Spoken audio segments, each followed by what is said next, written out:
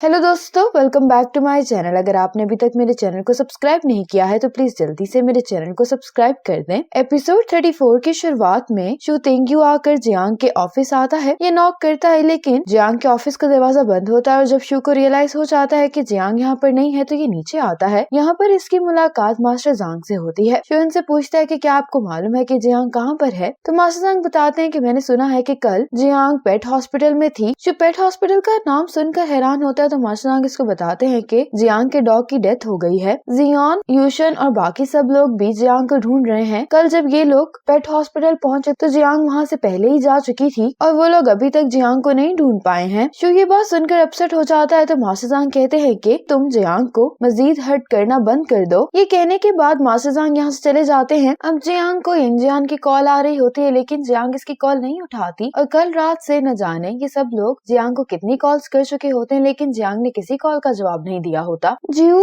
आकर यंगजियान से कहता है कि हमें अब पुलिस को कॉल कर लेनी चाहिए लेकिन यंगजियान कहता है कि हमें उसको कॉल करते रहना चाहिए। अब जियांग यंगजियान की कॉल उठा लेती है तो यंगजियान इसको कहने लगता है कि तुम अपने फोन का जवाब क्यों नहीं दे रही थी, हम कल रात से तुम्हें ढूंढ रहे हैं। जियांग कहती है कि मैं ठीक हूँ। यंगजियान कहता है कि तुम कहाँ पर हो, मैं तुम्हारे पास आ जाता हूँ, लेकिन जियांग कहती है कि इसकी कोई जरूरत नहीं है, मैं अकेले रहना चाहती हूँ और तुम बाकी सबको भी बता दो कि वो मुझे तलाश करना छोड़ दें। यंगजियान कहता है कि तुम अकेले रह सकती हो लेकिन तुम मुझे अपनी सेफ्टी की खातिर ये बता दो कि तुम आखिर कहाँ पर हो, मैं किसी को नहीं बताऊंगा कि तुम कहाँ पर हो। जियांग कहती है कि ठीक है, मैं तुम्हें यहाँ का एड्रेस सेंड कर देती हूँ। यंगजियान कहता है कि तुम अपना ख्याल रखना और अगर तुम्हें किसी भी चीज की जरूरत हो तो तुम मुझे कॉल कर सकती हो। ये कहने के बाद यंगजियान कॉल बंद कर देता है। जियांग बहुत ज्यादा अपसेट होती है लेकिन ये फिर भी शावर लेने के बाद तैयार होने लगती है, लेकिन ऐसा करते हुए भी जियांग रो रही होती है। दूसरी तरफ जियांग की मॉम को भी मालूम होता है कि यंगजियान और जियांग की लड़ाई हुई है। अब यंगजियान इन दोनों के लिए ब्रेकफास्ट बनाता है तो जियांग तो जा रही होती है लेकिन मॉम जबरदस्ती इसको टेबल पर लेकर आती हैं। यंगजियान कहते हैं कि आप लोग ब्रेकफास्ट करें, मैं नीचे जा रहा हूँ, लेकिन मॉम इंसिस्ट करती हैं, इसीलिए यंगजियान को भी यहाँ पर बैठना पड़ता है। मॉम कहने लगती है कि अब मैंने तुम लोगों के रिलेशनशिप को एक्सेप्ट करना शुरू ही कर दिया लेकिन अब तुम लोग एक दूसरे के साथ झगड़ रहे हो और पूछने लगती है कि आखिर तुम दोनों के दरमियान क्या चल रहा है। जियांग कहती है कि मैंने खाना खा लिया है। ये कहकर ये यहाँ से चली जाती है। मॉम कहने लगती है कि क्या तुम दोनों आराम से बात नहीं कर सकते, तो यंगजियान कहता है कि मैं भी उससे बात करना चाहता हूँ लेकिन मुझे ऐसा लगता है कि मैं उसको ज्यादा अच्छे से नहीं जानता। मॉम कहने लगती है कि सच बताऊं तो सिर्फ तुम ही नहीं, मैं भी अपनी बेटी को नहीं जानती हूँ और कहती है लेकिन तुम लड़के हो इसीलिए तुम्हें उससे बात करने की कोशिश करनी चाहिए। यंगजियान कहते हैं कि ठीक है। आज ऑफिस में जो काफी अपसेट होता है तो उसके पास आता है, कहने लगता है कि कल रात जो कुछ भी हुआ उसकी न्यूज बहुत तेजी से इंटरनेट पर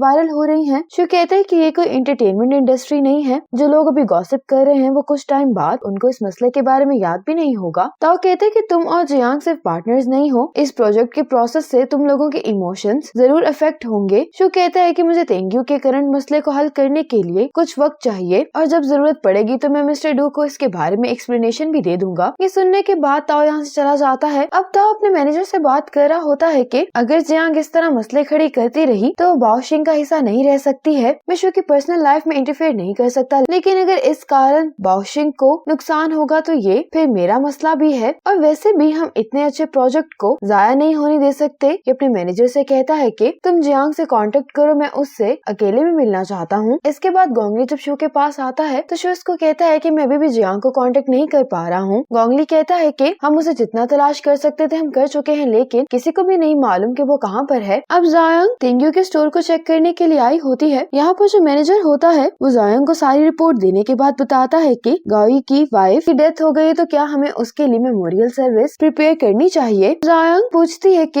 ये कब हुआ है, तो मैनेजर बताता है कि आज ही। ये सुनते ही जियांग हॉस्पिटल आ जाती है। जियांग रूम के दरवाजे में खड़ी होती है। यहाँ पर गाओई अपनी वाइफ का सामान समेट रहा होता है। जियांग गाओई को डिस्टर्ब करना सही नहीं समझती तो दरवाजा बंद करके यहाँ से चली जाती है। इसके बाद शो जियांग के ऑफिस में आता है और ये ब्लैक बोर्ड पर लिखे जियांग के नोट को भी पढ़ रहा होता है। अब जियांग के ऑफिस को देखते हुए शो की नजर उन शूज पर पड़ती है जो कि जियांग ने डस्टबिन में फेंक दिए होते हैं। शो तो इन शूज को देखकर काफी ज्यादा हैरान होता है और साथ ही यहाँ पर जियांग आ जाती है और इसको बताती है कि जब से जियांग गायब हुई है तो यहाँ पर तुम्हारे अलावा कोई भी नहीं आया। शो इन शूज को टेबल पर रख देता है। शो जियांग से फैक्ट्री के ऑर्डर के बारे में पूछता है तो जियांग कहती है कि काम अच्छा नहीं चल रहा है, फाइनेंस डिपार्टमेंट और सेल्स डिपार्टमेंट में काम रुक गया है, वो लोग जियांग के फैसले का इंतजार कर रहे हैं। शो जियांग से पूछता है कि क्या जियांग ने यंगजियान को कांटेक्ट किया है, तो जियांग कहती है कि मैंने उससे ये बात नहीं पूछी। दूसरी तरफ जियांग को जियान का मैसेज आता है। जियान जियांग को बताता है कि तेंग्यू कनाडा खरीदने वाला है। इस बारे में शू तुम्हें सरप्राइज देना चाहता था और वैसे भी ये बहुत अच्छी खबर है। आखिर तुम भाग क्यों गई हो? जियांग को सामने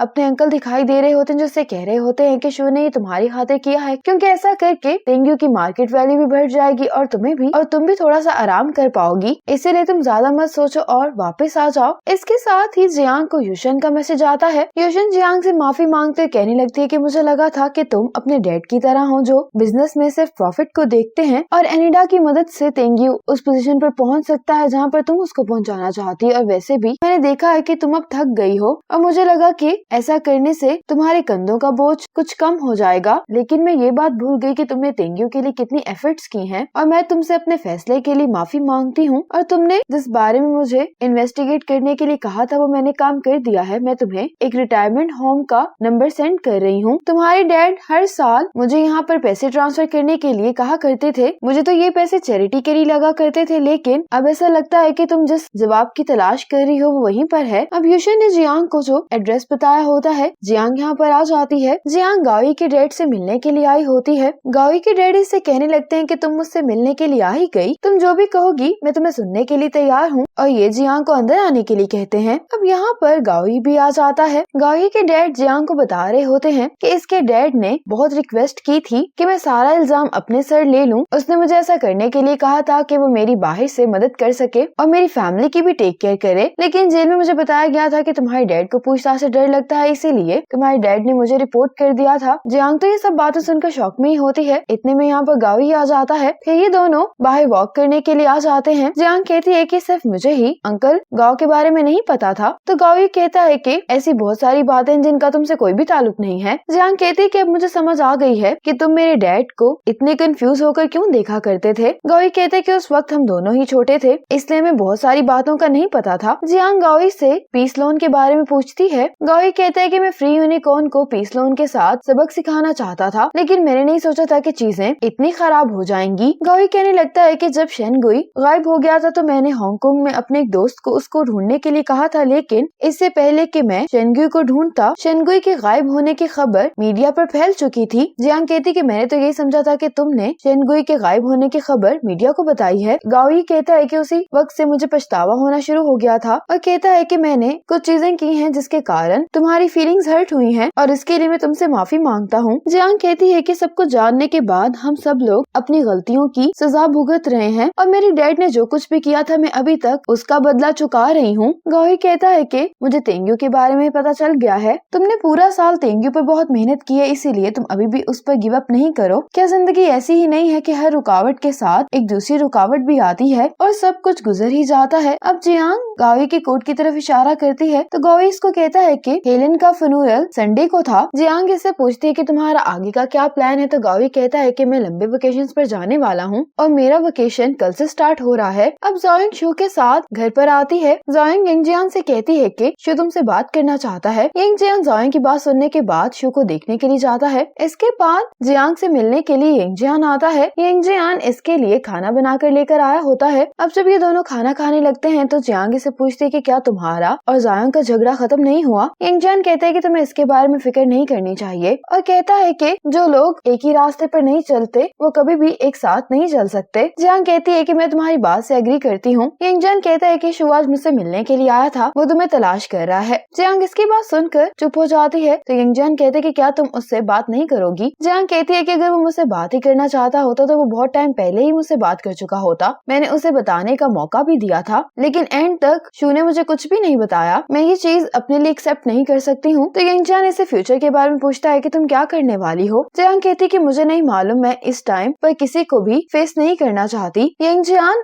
इसको बताता है कि क्लाउड फुटवेयर को एनिडा खरीदना चाहती थी, लेकिन वो एनिडा को 28 दफा इनकार कर चुके हैं। मिस्टर ये की उम्र 60 साल से भी ज्यादा है, तुम्हें उससे कुछ सीखना चाहिए। मिस्टर ये की सोच भी बिल्कुल तुम्हारे जैसी है, वो अपने छोटे से ब्रांड को ही बढ़ाना चाहते हैं। वो इतना बूढ़ा होकर भी बहुत मेहनत कर रहा है और तुम तो जियांग हो, तुम्हारी हिम्मत कहाँ पर चली गई है और मैं तुम्हें हर हाल में सपोर्ट करूंगा। अब घर पर शू उसी 100 यॉन को देखकर कुछ सोच रहा होता है जो इसको जियांग ने दिया होता है। अब जियांग मिस्टर यी से मिलने के लिए आती है। मिस्टर यी जैसे ही जियांग को देखते हैं तो ये इसको जाने के लिए कहते हैं। जियांग कहती है कि जब भी मैं आपसे मिलने के लिए आती हूँ तो आप मेरे साथ ऐसा बर्ताव क्यों करते हैं। तो ये पूछता है कि क्या तुम्हारी डैड ने तुम्हें क्लाउड फुटवेयर के बारे में कभी कुछ बताया है। तो जियांग कहती है कि नहीं। ये सुनने के बाद मिस्टर ये कहते हैं कि तेंग्यू और क्लाउड फुटवेयर कभी भी एक दूसरे के साथ बात नहीं कर सकते और ना ही एक दूसरे से कुछ सीख सकते हैं। जियांग कहती है कि आपके एटीट्यूड से लग रहा है कि आप ही मसला है। अब मिस्टर ये कहते हैं कि तुम अब असली कारण जानना ही चाहती हो। तो ये इसको एक शूज का पेड़ लाकर दिखाते हैं और कहने लगते हैं कि 30 साल पहले तुम्हारे डैड यहाँ पर आए थे और मैंने उनको बहुत अच्छे से बताया था कि उनको एंटी स्लिप रबर वाले शूज की सोल किस तरह से बनानी है। जियांग कहती है कि मेरे डैड क्लाउड फुटवेयर पर काम किया करते थे। तो मिस्टर ये कहते हैं कि तुम्हारे डैड ने तुम्हें ये बात भी नहीं बताई। तो ये बताने लगते हैं कि तुम्हारे डैड की पहली जॉब क्लाउड फुटवेयर में सेल्स असिस्टेंट की थी। जियांग सुनकर हैरान होती है और इसी मोमेंट पर एपिसोड 34 खत्म हो जाती है।